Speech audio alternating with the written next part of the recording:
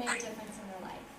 From my experience of working with an occupational therapist and volunteering with children with special needs, it's clear to see how some strategies can greatly improve a hindering condition.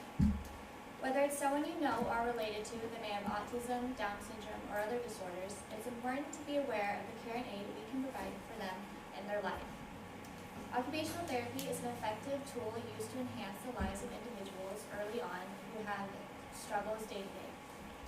Today, I like to focus on defining occupational therapy and explaining the responsibilities, giving some examples towards how they can work with a child with a disorder, and lastly, explaining the different specializations and settings you can have in this profession. So let's start by looking at who OTs are. Occupational therapy itself has a pretty broad definition, but all in all, it encompasses and implants the goal of helping an individual reach their full potential.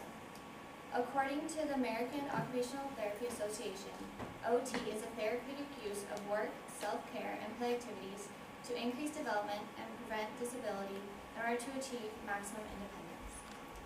OTs work in categories of self-care, productivity, and leisure. When helping a patient in these categories, you may see an OT work alongside a physical therapist, where the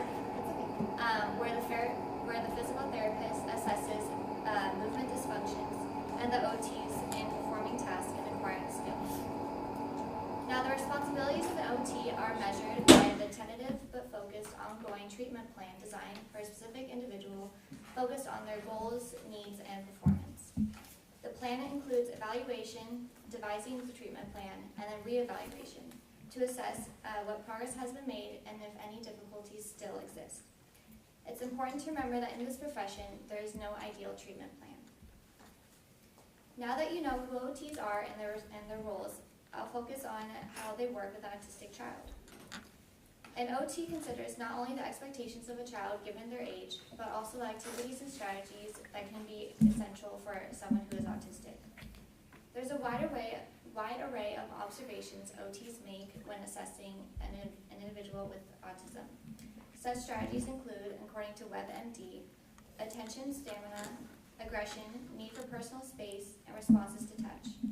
Once these observations have been analyzed, OTs can then develop a plan by combining various activities and strategies.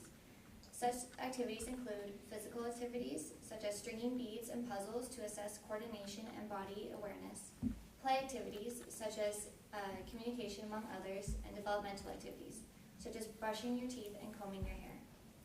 These things seem like little things we take for granted, but they're some of the main activities a person may struggle with day to day.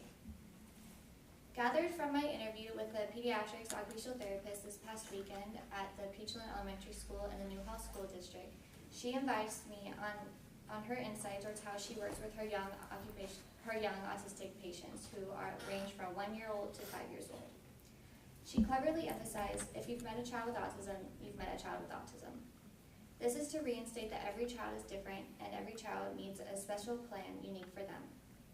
She also advised it takes time to gain the trust of the kiddos, but once that trust is gained, it is one of the most rewarding feelings and why she loves doing what she does.